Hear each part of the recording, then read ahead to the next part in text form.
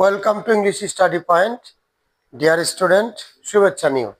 আশা করি ভালো আছো। আজকে তোমাদের জন্য একটি সুন্দর ক্লাস আমরা উপহার দেওয়ার চেষ্টা করব।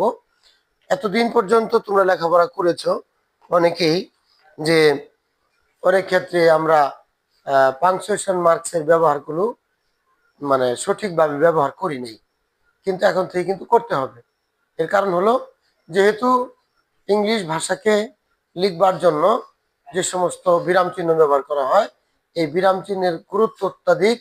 এছাড়াও তোমার কিন্তু পরীক্ষায় পাশের জন্য নাম্বারও এখানে সংযোজন করা আছে, এবং শুদ্ধভাবে কথা বলবার জন্য তোমার পাংচুয়েশন মার্কসের কিন্তু কোনো বিকল্প নেই।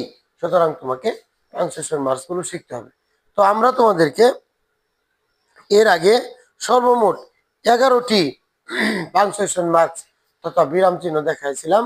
তাদের মধ্যে থেকে সর্বপ্রথম আজকে প্রথম যে চিহ্নটা, সেটার উপরে আমরা আজকে একটা ক্লাস দেব। সেটা হলো কি, full stop. Full stop, full stop আমরা কিন্তু অনেকে ফুল স্টপ বলতাম, বা ফুল স্টপ বা এরকম আমরা বলি, কিন্তু আসলে এর পুরো উচ্চারণটা হলো ফুল স্টপ। ফুল মানে পরিপূর্ণ, স্টপ মানে বিরতি। ফুল স্টপ মানে পরিপূর্ণ বিরতি, অর্থাৎ পূর্ণ বিরতি যেই চিহ্নের জন্য দেওয়া হয় তাকে কিন্তু ফুল স্টপ বলা হয়। ফুল স্টপ গুলো সাধারণত কোথায় কোথায় ব্যবহৃত হয়? তো প্রিয় শিক্ষার্থী, সংক্ষেপেই আমি তোমাদেরকে বলছি। ফুল স্টপ, তোমরা এটা জানো যে 5 প্রকার বাক্য: অ্যাসার্টিভ, ইন্টারোগেটিভ, ইম্পারেটিভ, অপটাটিভ এবং এক্সক্লামেটরি। 3টি বাক্যের পরে কিন্তু ফুল স্টপ ব্যবহৃত হয়। কোন কোন 3টি বাক্য বলো তো, তুমি পারো কিনা? আচ্ছা, আমি বলে দিচ্ছি। 1 নম্বর হলো অ্যাসার্টিভ, অর্থাৎ অ্যাসার্টিভ সেন্টেন্সের পরে ফুল স্টপ ব্যবহৃত হয়। 2 নম্বর হলো ইম্পারেটিভ সেন্টেন্স, এরপরে ফুল স্টপ ব্যবহৃত হয়। 3 নম্বর হলো অপারেটিভ সেন্টেন্স, এই সেন্টেন্স 3টির পরে ফুল স্টপ ব্যবহৃত হয়। আমরা বাক্যগুলো লিখব, তোমরা এখন দেখবে। যেমন,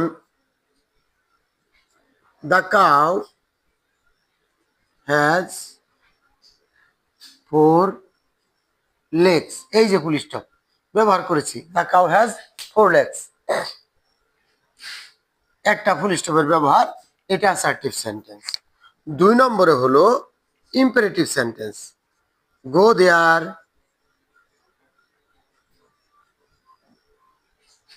হইছে?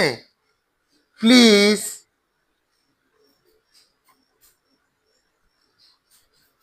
গিভ মি সাম ওয়াটার, এই যে full stop, give me some water. প্রিয় শিক্ষার্থী, এই যে ফুল স্টপের গুরুত্ব কিন্তু অত্যাধিক বেশি। তো please give me some water, এখানে ফুল স্টপ, এটা হলো ইম্পারেটিভ সেন্টেন্স। এবার আমরা 3 নম্বরে লিখব কি, অপটেটিভ সেন্টেন্স, মে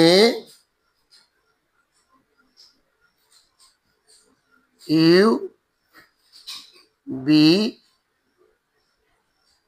হ্যাপি। তোমরা কি বুঝেছো? তাহলে এই 3 বাক্যের পরে কিন্তু ফুল স্টপ ব্যবহৃত হয়। কি কি? অ্যাসার্টিভ, ইম্পারেটিভ এবং অপারেটিভ, এই 3 সেন্টেন্সের পরে ফুল স্টপ ব্যবহৃত হয়। পরবর্তীতে আরো একটি জায়গায় আমরা ফুল স্টপ ব্যবহার করব, সেগুলো হলো কি, অ্যাব্রিভিয়েশন। প্রিয় শিক্ষার্থী, আমরা কিন্তু তোমাদেরকে অ্যাব্রিভিয়েশনের কথা বলেছিলাম, অর্থাৎ কোনো বড় ওয়ার্ডকে সংক্ষেপে প্রকাশ করার জন্য যে সকল সংকেত ব্যবহার করা হয় তাদেরকে অ্যাব্রিভিয়েশন বলে। যেমন আমরা তোমাদেরকে দেখাবার চেষ্টা করব এখন। যেমন এই যে আমরা লিখলাম, এই যে mister Rahman is a B A, লক্ষ্য করছো? এই যে মিস্টারের পরে এটা কিন্তু আমরা অ্যাপ্রোপ্রিয়েট প্রিপজিশনের মানে ইয়াতে ফুল স্টপ আমরা এখানে ব্যবহার করেছি, এবং এখানেও ফুল স্টপ আমরা ব্যবহার করেছি। তো প্রিয় শিক্ষার্থী, আমাদের কিন্তু জানা হয়ে গেল